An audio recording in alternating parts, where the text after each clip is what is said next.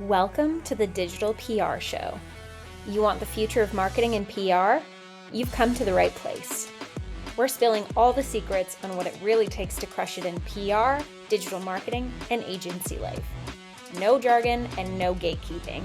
Whether you're building a brand, scaling a biz, or just here for the hot takes, we've got you covered. Let's get digital. We're here talking to Caron and Christina about the evolution of CIPR Communications as part of our series of different videos and podcasts that we're recording. So today, I guess for context, Caron, you've been away for the last little while. And So why don't everything you, has changed. and the whole world has changed, right? A whole new So world. yeah, I was actually I was having coffee with somebody today talking about just kind of maternity leave in today's world, and that's kind of the world's changing quickly. So that's kind of what we're going to be talking about today a little bit is really, CIPR Communications growth journey over the last 15 years. And really how PR and AI are going to drive long-term success for our organizations. So obviously in November 30th, 2022, ChatGPT was introduced to the world. And that was really the point at which AI got democratized. And it really, it became available to all humans, all knowledge workers. And the adoption of that technology has been explosive. There's 400 million active users and weekly active users in ChatGPT right now. That's only one AI tool. There are many AI tools. The whole tool stack has exploded, and really, it's creating a bunch of interesting challenges for the marketing and communications industry. And so, really, for us as an organization, we're really trying to be at the forefront as much as possible, helping not only our clients understand how all of this change is going to impact them, but also just understanding as an agency what it means for us. And I'll be bold enough to say that I think in the next 12 to 24 months many marketing agencies aren't going to exist anymore, marketing and communications agencies. And we're certainly planning not to be one of those organizations that sort of didn't adopt and adapt. And so, really we've been all in on trying to understand these tools. And so, this podcast, this conversation itself is an example of how we're evolving and how we're changing. So, we're using Riverside FM, which is a great podcasting and video capture tool. And really, it's it's at the core of our entire content marketing strategy. So maybe, Christina, I'll let you now talk a little bit about that and what it means for you as the integrator in the organization at CIPR Communications in terms of how we're moving forward with these tools. Yeah, and you guys, feel free to jump in. But for me, I think what's been interesting is just trying to stay on top of how much time things take. And I feel like that probably feels a little bit backwards. But, a year ago, we'd go out to market and we'd say to a client who needed a press release, okay, that's about 10 hours of work. Finding out about your press release, your topic, pitching, creating lists, creating a report, maybe creating like a little bit of secondary content if we need it. Whereas now, and I think the conversation internally with the team is because of AI tools, but more importantly, because we're using AI tools in a very smart way, it speeds things up. So Kendall and I had a conversation the other week where, okay, typically this 10 hours of work would have resulted in a press release and pitching and, maybe a little bit of social media content. And, she's sitting there and it has 8 hours left in a 10-hour bank because all of that took a fraction of the time. And so the conversation and the evolution, obviously for me, has always been about value add for clients. You guys know this. I talk about it all the time. We don't want to just be another agency, garbage in, garbage out, but how are we creating value? And so for us, it was like, okay, how do we now put the traditional engagement on steroids? And so something as simple as, okay, now when you come to us and you need a press release, it's a press release, it's a video component, an interview with our team that results in 5 different little video posts and a bunch of social media content and a thought leadership piece because we have a really great transcript to work from and we know your voice. And it's pitching to our regular lists that we would pitch to, but now it's also pitching to things like podcasts or things in the paid media space where we've been able to create really great relationships because we know those links are important from an SEO perspective. I just think there's like such interconnectivity now. I think the three of us probably this time last year were very much like, okay, this is marketing and this is PR, and they're very separate departments.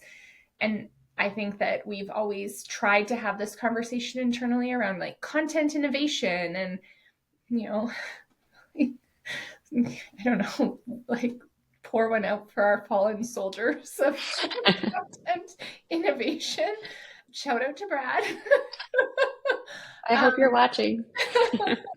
But right, like now it just makes sense. Like now AI and Google and the world and how it has forced the two together. Like you cannot do one without the other anymore. So I feel like it's like it's enabled what we've been trying to do for a long time, which is great. Yeah, totally. Yeah, no. And for context for everybody, really, I think, Christina talks about content innovation. We've actually been talking about this in our organization for like 4 or 5 years, but it's been challenging, right? And so we've known that the need to innovate the way we do content has been an important thing, and we've been sort of chipping away at it. And then literally in the last probably 12 months since Caron left, we put it on steroids and super accelerated it. So now she gets to come back to this whole new world of innovative content, multimodal content, and really value-based consulting, right? So like, again, to your point, Christina, it's like now it's not about, now it's about how much value can we provide you in the same amount of time. And really it's kind of exciting. And so again, I think marketing agencies that sort of understand that transition are going to succeed, and the ones that don't are just going to fall by. I mean, I was at a conference last week where a few people told me, well, I'm a writer, so I don't use ChatGPT. And it's like, well, okay, good luck with that. Right. So, it's not about, and I don't want to say that, oh, if you're like writing, you shouldn't write. It's not about that. It's about understanding where AI fits and how it fits, right? So, hey, if writing is an important part of your process and that's your thinking process and that's great. But what can you do with AI to help speed up maybe the research component of things? Maybe kind of create some alternative headlines and sort of kind of improve your writing, right? And do a final polish and a final edit, right? So there's just a lot of ways it can fit in that doesn't necessarily have to replace your strengths, the things you love doing, all of those types of things, but you got to be mindful of it. So I want to ask Caron a question. A good example before you start asking more questions. I have a great example of the kind of evolution of pitching when it comes to AI and utilizing it that way. But we had feedback from a podcast host. It was a couple months back around how strong our pitch was. And over the course of, I don't know, 5 years that this guy had been doing a podcast, a fairly popular like travel and tourism based podcast. So right up our alley from a media placement perspective, said to me that over the past 5 years, he's only ever taken interviews from cold leads. So like what we had done twice. And he gets pitched all the time, but his whole shtick is it's his podcast. So he reaches out and he, finds the people he wants to work with, but he couldn't say no. Like the pitch that we had put in front of him was, wow, okay, I have to work with this. I mean, alongside a really great client. So it was Métis Crossing, really cool client, stands out, doing neat things. But we had created the pitch and used, obviously, AI to help us find the opportunities in it to make it better, right? So Laurel and I had come up with the pitch. We were able to then kind of feed it to the machine and say, what are some other things that we're missing that would make it easier from a podcast perspective? Because I think that's the other portion of PR that's changing, is because there's this whole other mix. You can't just pitch the way you used to pitch a journalist, because the journalist is looking for something different than the podcaster. The podcaster wants to make sure that you can talk for an hour and fill great space, whereas the journalist needs a 8-second soundbite. And so I think it's been able to have our team be able to keep on top of this ever-changing skill set, right? Like, I just think the skill set will always change because the mediums are always changing, the people are always changing. And now the fact that we have this internal tool to be able to help us position in the best way possible has unlocked in the past quarter some really cool opportunities that absolutely a year ago, without our sounding board, probably this guy, and I can actually say we have pitched him before for other clients and for that same client and not been successful. So to your point, Peter, okay, I'm a writer, I don't use AI. Well, okay, don't use it to write, use it to enhance. Yeah. So Karen, I want to kind of maybe pick your brain a little bit on this in terms of actually, despite the fact that you're sort of, you were away for a year and you're coming back, you're actually not, you're in a position that I see a lot of leaders in, which is, you're sort of now about to embark on a new journey, right? AI Right. adoption, sort of what does that mean for me? And, I'm curious from your perspective as sort of somebody that's going to be coming to this a little bit green. You're not totally green because I know you guys geek out at this about this at home a little bit, but coming back into your role with this new kind of AI powered world, like what do you need to feel comfortable, and how can that be helpful for some of our clients or some people we might work with, because this is intimidating, right? And so kind For of sure. tell me a little bit about how you're feeling about it, and sort of how you need to come into this conversation to feel Yeah. comfortable to lead. I think my biggest thing is I think of like from the client's perspective. I think before I even went on mat leave, so many clients, I think when there's budget cuts that need to happen, it's always like, oh, marketing, like let's get rid of this one item, let's get rid of this. And now I think with AI and the efficiency, it's like you don't even need to get rid of any of those things because we can do it in double the time. And then we can add all of these other things for you. So it's like we're making a way better experience, right? So I think for me, I'm not threatened by AI. So it's like it's an enhancer. It's not a replacement. Like we still need that strategic oversight and leadership thinking. So I think for me coming back is just being an open mind and being kind of a soundboard for clients and just reassuring them of that. I do think AI has a bit of like a gray cloud over it. And it's like, what does this mean and what's going to happen? So I think it's just having those open, honest conversations on here's actually how it's going to help you. And these are all the things that it's doing. And these are the value add items. So it's not just like one thing. It could be multiple things, or it could even bring people into a whole new realm of maybe services they've never thought that they could attain before, right? So I think it's having those conversations openly. And I think as a leader, it's testing out everything. I think for me, it's like listening to the younger generation, the little Gen Zs. What are they using? What are the boomers scared of? What are they using? And then I think it's just trial and error. I got to play with all the tools. Obviously, I'm not above any of them, so it's testing them out. I use ChatGPT for everything. I don't even use Google anymore. I told Peter that I love it. So it makes my life easier. So what are the other things that could make my life easier? Yeah, no, I love that. And I think that that's sort of the exact right framing, right? These are just tools, and they're going to definitely be transformative, like very transformative, but it's really what are the opportunities now with these tools, right? And how For can you sure. now do more? And like for small and medium-sized businesses, which is primarily who we serve, there's an incredible opportunity now to, Huge with the same opportunity. resources you have to like really keep up with the big guys and actually sometimes even surpass some of the big enterprise level companies. So I think it's a really exciting time for small and medium sized businesses, but it's important for leaders to embrace the change and to be sort of, proactive. And, the number one thing I was part of a workshop with OpenAI that they did, and they did a presentation on their success factors in terms of AI adoption at the enterprise level. So they had 250 enterprise clients that they sort of went through AI adoption with.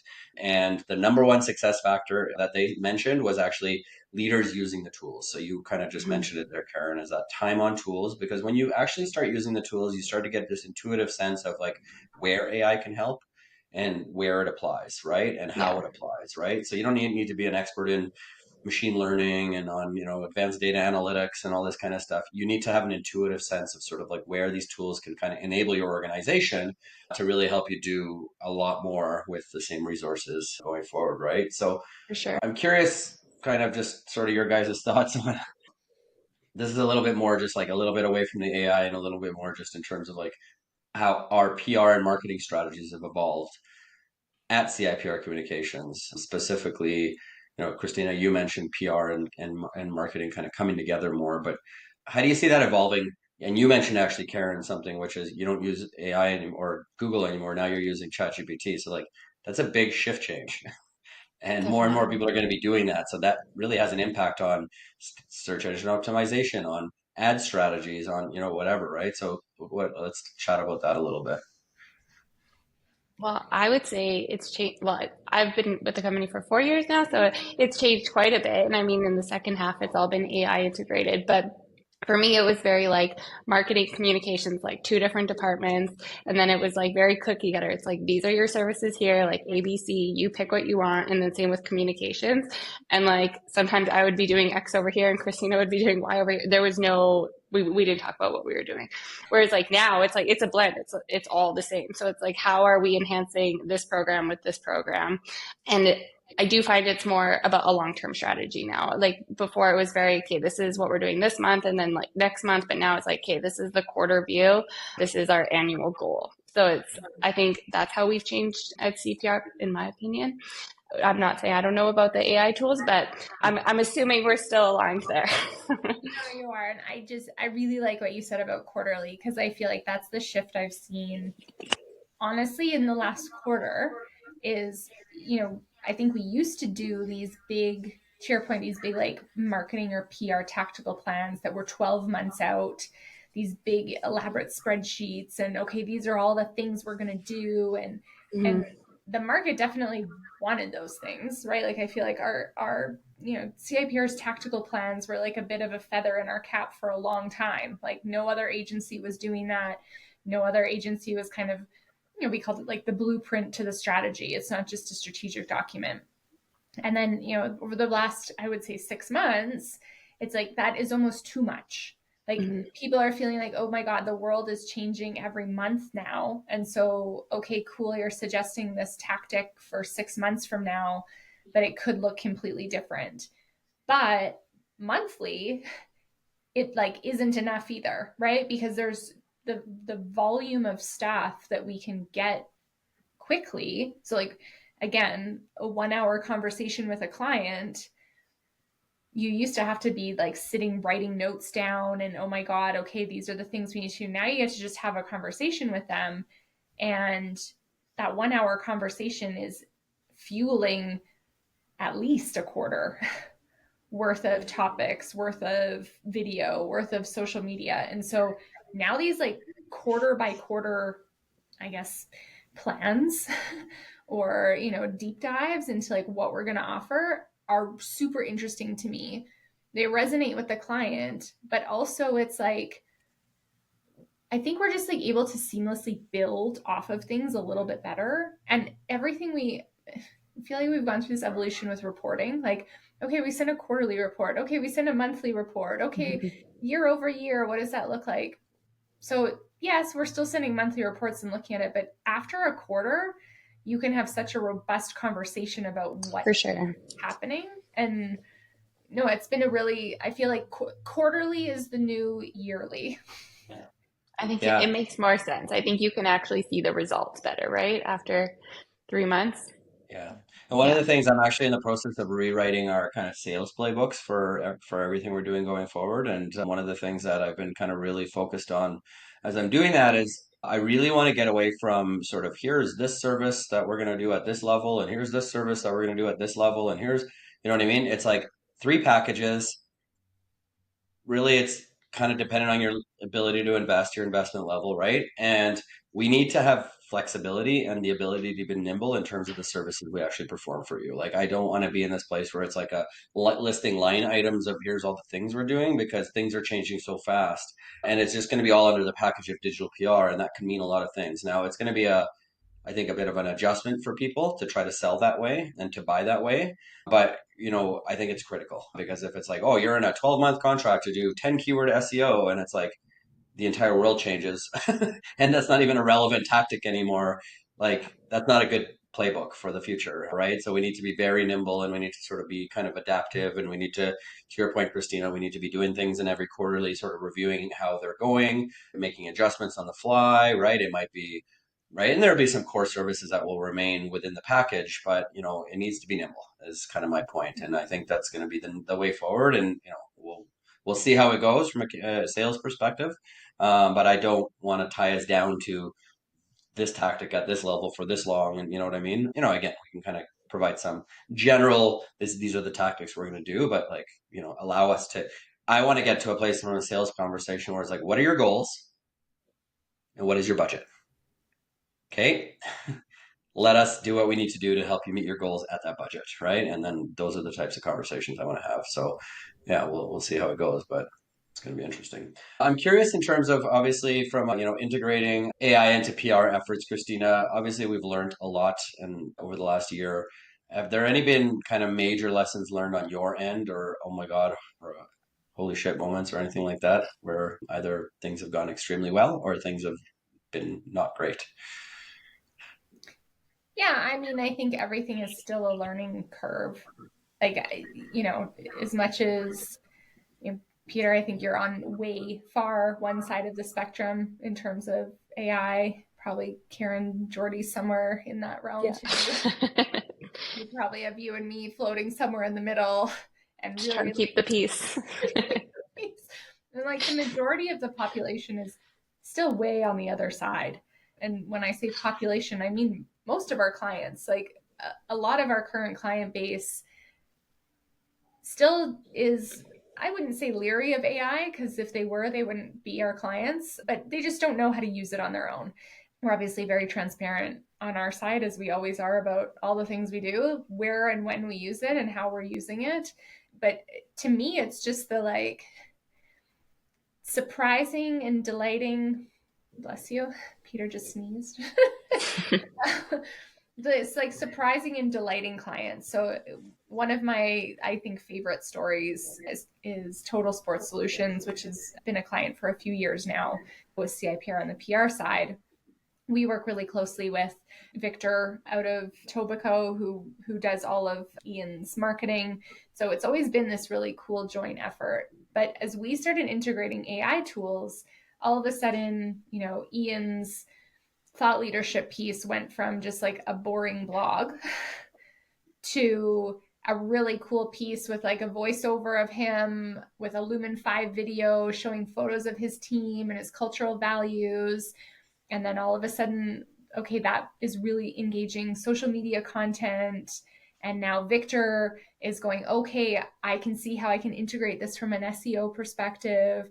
And the client just comes back and goes like, wow, like I didn't even know I paid for video production.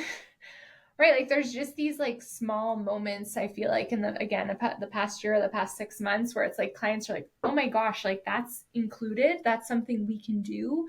Even Laurel and I this morning we're talking to a client where she's got lots of big ideas that are sometimes hard to dispel in a 30-minute meeting, but you put her on a platform like Riverside that makes it feel very official, and she puts in the work to prepare herself, and she's always like, she calls it her personal media training, even though it's not media training, it really kind of is. So like all of a sudden the things that we used to just provide as this one-off have become so multifaceted and multi-purpose. And yes, it's us being strategic, but it's also just the like ability to use the tool, like I don't know the word I'm looking for, the access to the tools. Like it's, it's not cost prohibitive.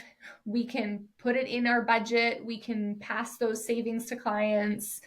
We can eat some of the costs because it makes sense in our bottom line. Like it just has become easy. It's like an easy unlock. And for clients who don't get AI, they go, oh, wow, this all seems magic.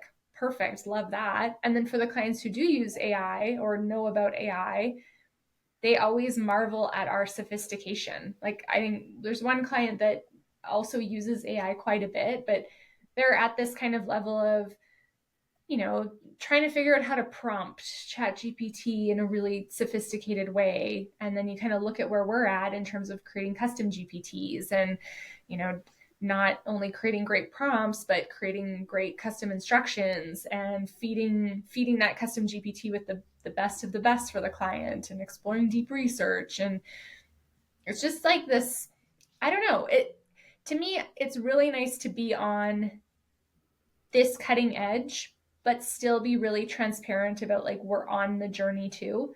I think when you're like, I'm a marketing expert, they expect you to be a marketing expert. And for sure we are. But right now, there's this interesting window of time where we can be like, okay, we're not like AI experts, because like nobody really is an AI expert because it's changing so fast. But like we're trying to keep up, and let's have a cool conversation about it. And I just think there's like a cool respect in there. I think that's a good point, Christina. I'm just thinking back to your question, Peter, about leadership. Is like being able to have these conversations like these are the ways that this has actually helped us, and then these are the ways that it has messed up or didn't help us at all, right? So I think the transparency is so important with AI. And I think just being honest, like we don't know the ins and outs of AI. I don't know if we ever will, but we're using it and we're adapting and we're trying to integrate it. So having those conversations too. Well, and I Yeah, think yeah. that like the AI, like the caution that we've learned, I think early on is like AI's delusional nature at some points. Like there's definitely like there's one in particular where I was trying to research like like special days, like the Oh yeah. coffee Yeah. day or bring your pet to work, like though like something that could resonate with this particular client because like there was just no PR angles. And so I'm like, okay, like ChatGPT, can you help me like figure out like what days would make sense? And it like pulls up all of these like interesting days. Like, did you know June is like the month you've been waiting for to feed? And I'm like, oh, perfect. And then I put it in front of the client without checking anything. And they're like, oh, I had no idea that June was like donut month. And I'm like, oh, it isn't? And it's like, then I'm Googling and it's like, no, like completely false, right? Like, so that Yeah. like we've learned those lessons in terms of, Caron, you said this already, like the importance of the human in the mix and it's not doing the work for you. Yeah, And you got to still fact check. yeah, Yeah. exactly. Well, that's actually a good point in terms of like the leadership. Sort of my advice to all leaders always is the number one success factor is leaders' time on tools, right? So until you've experienced a hallucination from an AI tool, like you don't really understand what that's all about, right? And it's like, yeah, Christina, you made that mistake. You brought it to the team. We had a whole discussion about it, and now we don't do that anymore. And now we've created policy around it, right? So again, it's understanding like it's only that first like AI is a type of tool that doesn't work like other software. It's not, it literally will, depending on, you can change one word and it can change the entire thing, right? Now, there are ways to systematize and create process to make it more consistent and to make it hallucinate less. But there's some learning to do. And something you said, Christina, really reminded me of a quote I shared with you the other day, which always makes me laugh. Is like, I love being in marketing because everybody that watches ads thinks that they're a marketing expert. And I'm experiencing this in the AI space a little bit as well. And I'm certainly not an AI expert at all, and I'm just learning like everybody else. But it's one of those things where it's like, oh, I use AI every day. I actually just had a meeting with somebody today where they were like, "Oh yeah, I use AI every day," and I was like, "Oh, are you using like a paid tool or a free tool?" "Oh no, just a free ChatGPT." And it's like, okay, yeah, but like you don't even know what you don't know. Like you're missing out on 98% of the value of ChatGPT because you're on the free tool versus. And then I went and showed her couple of components of the paid tool and how it can really enhance the work she was doing. And it was just like, oh, you know what I mean? And so we're in this kind of weird world where everybody's sort of using it and playing with it, but people aren't really that aware of, like, they just don't know what they don't know, right? And so, the lesson I think is number one, start using it and use some paid tools and experiment around. And, it's $20 a month or whatever it is, try it for a month. Be deliberate about the way you try it. Press all the buttons, see what all the buttons do. You know what I mean? Like that's, Christina and I had this conversation a little while ago, right? It's like, oh, I didn't even know that was there, right? It's like you need to create curiosity. And then the other thing around kind of integrating AI into PR efforts is like start internal, right? Don't do risky things like, oh, I'm going to use AI to create a press release, and without. It's like you need to understand again, it could hallucinate the entire press release and make things up, right? So just start internal, start with some experimentations, understand what outcomes you're looking for, right? So there's a process in all of this, right? And part of it is just use. Part of it is, this is selfish for me, like get some AI literacy training and some help because you can be using it, think you're using it well for months, and do one course for like a 90 minutes and like completely change your life, right? So there's a lot to learn and a lot to know, and things continuously evolve, right? So I mean, what we're doing is doing our best to stay on top of everything that's changing on a daily basis. It's exhausting, but it's also fun. And so I think working with an agency like ours, you can one learn a lot for your own business, and it's one of those things where I'm not feeling threatened like you, Caron, because at the end of the day, I show people stuff and they're like, that's amazing. Can you just do it for me? Because people are busy, right? People aren't people that are running businesses aren't trying to figure out how to use AI to innovate their PR and their marketing strategies. They're maybe Right. trying to figure out AI how to lead their organizations or innovate in their own space or whatever, right? So like, you know, at the end of the day, there's only so much time and so many things that a leader can think about anyways. So, there's always going to be a role for marketing agencies that are sort of on top of all this stuff. But I think when it comes to like leadership too, the important conversation is like, Caron, you said this, like the Gen Zs that like many, I won't say the majority because I don't necessarily think, but like many of them are using it in the workspace.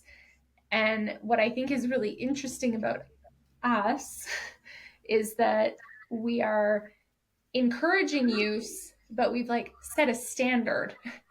And, I was kind of thinking about the other day, we were having a team discussion and you can see in your team account how many conversations have been started with certain GPTs. And okay, so like this client, there's been 100 conversations started. Like obviously we're pumping out a lot of content for them, or we're utilizing it a lot, or okay, this client, it's been used like 3 times. And like it's the opposite conversation. I feel like in other organizations we're like, oh, you're using AI too much and you should be cautious. Whereas like we're on this other side of the spectrum that's like, are you using your AI properly to its best ability to be able to, take your level of experience from like A to J? It's just like an interesting, again, back to if you're a leader of an organization, you're everyone is watching you, just like your kids are watching you if you're a parent. Mm-hmm. Like they are watching what you're doing and how you're adopting it and how you're using it. And again, it's if it's the negative and the don't go there, then now you're disabling your company, but you're also probably encouraging them to use it the wrong way. I have an example of this. I will leave names completely out of it. But I did get an email back from someone, not an employee, but like a client facing, not a client, but in that realm. And it was like clearly the email was written with ChatGPT. And again, I don't know if most people would even know how to decipher that at this point, right? Like we 10 use million it. emojis. That's like usually our first. No, and I mean it wasn't even that. You can just tell, like, I know this person. I know the conversations I've had with them in the past about marketing. I know what their level of savvy is. I know what they're coming to the table with. And so, the conversation around what they were coming to the table with was now all of a sudden they were some sort of expert. I actually didn't know how to reply because I kind of got like a little offended. Scared. You guys know me. I'm like, who? What? Like, you're not this smart. Like, you're pretty, but. And I actually like put it into our chat GPT and I was like, hey, like, can you help me? Like, I'm making an assumption that this is written by AI. And I'm not asking you to validate it, but I'm asking, like, what are some questions I can ask this person so that I can take this conversation to the next step without calling them out because, hey, they're using AI, good for them. But two, also like bringing them back to earth and reminding them like my expertise as an agency owner. And it asked some really, like, it gave me some really interesting things to ask, including like, oh, do you have firsthand experience with this? I'd love to talk through your examples where you've experienced it, or I'd be happy to come to the table with my own so we can talk through the strengths and weaknesses, which was really powerful because I emailed that back. It wasn't, I feel like where I was going to come from maybe a bitchy place. It came from this really nice place, and the individual emailed back and said, I'd love to, I actually haven't done this before. I'd love to jump on a call and be able to kind of talk about this and take. So like for me, there was this assumption of like, oh, you're trying to be smarter than me. Whereas probably they were just trying to come to the table to match a level where I was at.